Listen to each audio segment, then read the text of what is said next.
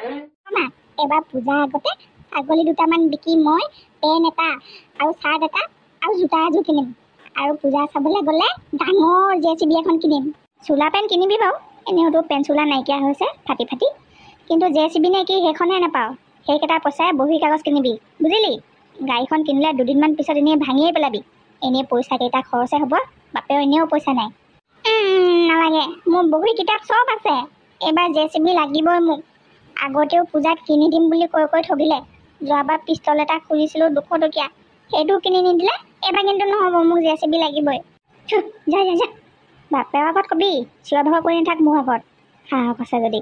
চোলা pant কিনিবলৈ পাওঁ নে নেপাওঁ তাৰো ঠিক নাই, JCB কিনে ছাগলী বিকা পইচাই। অ' মা, ছাগলীজনী এতিয়া যদি বিক্ৰী কৰোঁ কেইটকা পাম বাৰু এনেই? দেখ, এইজনীনো এতিয়া বিকিবলৈ হৈছেনে? এতিয়া বিকিলে কেইটকানো পাবি হয়, বেছি টকা নাপাওঁ নহয়। এনেই 3-4বাৰমান পোৱালি দি গোটেইজনী বুঢ়ীয়ে হ'ল, আৰু পোৱালি দুটা ডাঙৰ হৈছেহে, দেখা নাই নি?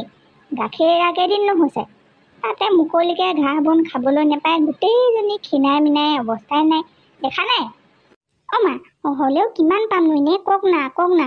আৰু মই দেখোন ছাগলীক গছৰ ডাল পাত আনি খুৱাই থাকোঁ, হ'লেও কেলৈ শকত নহয়নো সিহঁতে? কিনো একেটা কথাতে লাগি আছে এই ল'ৰাটো, মূৰটোৱে চুবাই পেলাইছে। তোক কোনোবাই শিকাই দিলে নি বাৰু বুঢ়ী ছাগলীজনী বিক্ৰী কৰি পূজা চাবি বুলি? 2500 টকাতকৈ এটকাও বেছিকৈ নিদিয়ে এইজনী, যিডালহে ফ্ৰেমডাল আছেগৈ। আৰু 2টামান টকা বেছিকৈ লাগে যদি ছাগলীক সদায় ডাল পাত খুৱাব লাগিব, মুকলিমূৰীয়াকৈ চৰিবলৈ দিব লাগিব। কিন্তু এতিয়া পথাৰত ধান সজাল ধৰা সময়ত আৰু কোনে ছাগলীক মুকলিমূৰীয়াকৈ চৰাবলৈ সুবিধা দিব বাৰু, তই কচোন? ঠেং কাটিব লোকৰ ৰোৱা খালে। এই মানুহবোৰৰ পৰা যে সঁচাকৈ উপায় নাই আৰু দেই, মোৰ ছাগলীকেইজনীও শান্তিকৈ ডাঙৰ হ'বলৈ নিদিয়ে। খা, সোনকালে শকত আবত ধুনীয়াজনী হৈ যাচোন। এইজনীক যিমানেই খুৱাইছোঁ সিমানেই কেটিঙি মেটিঙিহে হৈ গৈছে গোটেইজনী। তোক দেখোন সদায় গছৰ ডাল ভাঙি আনি পাত খুৱাওঁ মই। নিমপাত খাই ভাল পাওঁ বুলি নিমপাতো খোৱা দেখোন, হ'লেও শকত নহয় যে। যেনে তেনে 5,000মান টকীয়া হৈ যাচোন। আইও আই, কি যে হ'ব এই ল'ৰাটো, কোনেনো মূৰত সোমোৱাই দিলে বৰ ছাগলী বিকাৰ কথা। পাই দেখালেও মোক ফালি খুৱাইছ নি তই? দে খোৱাচোন খোৱা, মোৰ আকৌ ইহঁতক বৰকৈ আপডাল কৰি থাকিবলৈ সময় নোহোৱা হৈছে নহয়। ভালকৈ খোৱালে ডাঙৰ নোহোৱা কি কাৰণ আছে বাৰু? এইজনী খুৱাই বোৱাই শকত আবত কৰি ল'বলৈ পাৰিলে, বিক্ৰী কৰি ল'লে বাৰু সেইকেইটা পইচাই তোকে কিবা কিবি কিনি দিম। কাইলৈৰ পৰা এটা কাম কৰিবি নহ'লে, তই একেবাৰে নৈ পাৰলৈকে লৈ যাবিচোন। তাত মুকলিমূৰীয়াকৈ চৰিবলৈ পালে ধুনীয়াকৈ পেটটো ভৰিব। 4-5 ঘণ্টা যদি চৰাই আনিবলৈ পাৰ, পূজালৈ ছাগলী একেবাৰে শকত আবত ধুনীয়াজনী হৈ পৰিব। তেতিয়া বিকিলে দামো পাবি। কিন্তু তাতো এটা কথা আকৌ, মানুহ ৰখীয়া হৈ থাকিব লাগিব। ওচৰতে খেতি আছে নহয়, কেনেবাকৈ খেতিত সোমাই খাব লাগিলে ছাগলীটো আৰু ছাগলী হৈ ঘূৰি নাহিব কিন্তু। খা, কাইলৈৰ পৰা নতুন ঠাইলৈ লৈ যাম। কিমান ঘাঁহ খাওঁ খাবিগৈ পেট ভৰাই। কিন্তু ইমান সময় ৰখীয়া হৈ থাকিবলগীয়া কথাটোহে, তাকো অকলে কি কৰা যায় বাৰু? এৰাল দি থৈ আহিলেও মাজতে 2বাৰমান যাব লাগিব চাগে ইমান দূৰলৈ। কিবা এটা উপায় কৰি চবফালে মিলাই ল'বলৈ পৰা হ'লে। কি কৰা যায় বাৰু? ইফালে ছাগলীও সোনকালে ডাঙৰ হ'ব লাগে, পেটো ভৰিব লাগে, মানুহে খেদি পঠিয়াবও নালাগে। কি কৰা যায় বাৰু? ইফালে মোৰ চোলা পেনৰ কথাটো বেলেগেই। সেউজীয়া, সেউজীয়া ৰং। ছাগলীজনী কেনেবাকৈ যদি সেউজীয়া হৈ যায়, তেতিয়াহ'লেতো চাগে মানুহে বহুত দূৰৰ পৰাই নেদেখিব। যদি নেদেখেই তেতিয়াহ'লে ছাগলী খেদিব কেনেকৈ? যদি নেখেদেই তেতিয়াহ'লেতো মোৰ ছাগলীয়ে দিনটো য'তে মন যায় তাতেই খাই পেট ভৰাই চৰি ফুৰিব পাৰিব। আৰু মোৰ ছাগলী সদায় পেট ভৰাই খাবলৈ পালে পূজালৈ ছাগলী নহয় হাতী হ'ব, হাতী। কি মজা!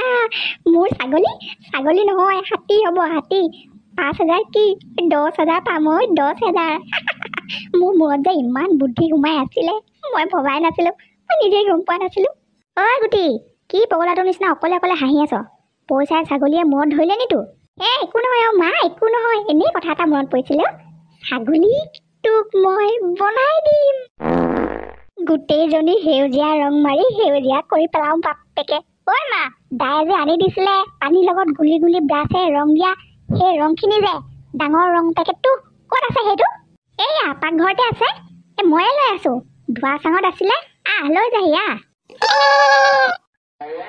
পঢ়া শুনা কৰা বস্তু ক'ত কি পৰি থাকে ইয়াৰ খবৰ নাথাকে। মইহে হিচাপ ৰাখিব লাগে ইয়াৰ ৰং পেঞ্চিলবোৰ এতিয়া। চালা এইবাৰ ছাগলী আহা তোমাক পূজা উপলক্ষে আগতীয়াকৈ বিউটিফুল বনাই দিওঁ। পূজা চাবলৈ যাব লাগিব নহয়। এইটোক ছাগলী বিকাৰ পইচাই এবাৰ ভালকে মূৰত ধৰিছে যেন পাইছো। অকলে অথনিৰ পৰা কি কৰি আছে জানো। কৰি থাক যি কৰ। এই গুটি মূৰৰ বুদ্ধি আপোনালোকে পাত্তা নেপাব। এইবাৰ লাগে মোক পানী পানী পানী পানী। এইবাৰ আহিলে পানী। এতিয়া ঘূৰিব লাগে ৰং। আহি যোৱা। এইবাৰ পূজাত মোক কোনেও পাত্তা নাপায়। কেনেকুৱা মজাকে চাম। এই ছাগলী তোক মই বনাই দিম। মা দুৰ্গা মা। চফা। এইবাৰ ছাগলীৰ ৰং হ'ব সলনি। লগাই দিওঁ এবাৰ বাপেকে। আৰম্ভ। চালা মজা। মনে মনে থাক বেছি চিঞৰ বাখৰ কৰি নাথাক। মইতো ভালৰ কাৰণে কৰিছো যি কৰিছো। তই এতিয়া পাৰ্লাৰতে আছো বুলি ধৰি লচোন। গুটি বিউটি পাৰ্লাৰ।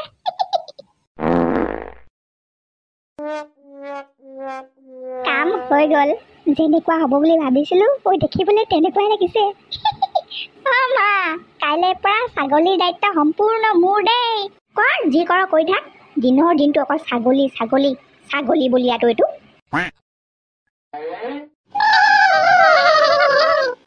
বল বেয়া নাথাকিবি এইজনী।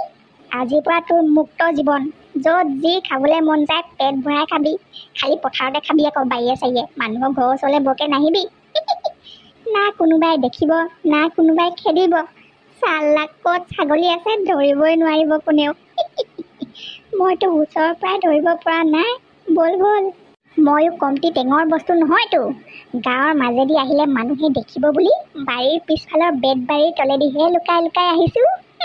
মুঠতে যিয়ে নহওক ছাগলী এইবাৰ ঘাঁহ খাই পূজাৰ আগত শকত হ'বই লাগিব। কথা সিমানেই। বল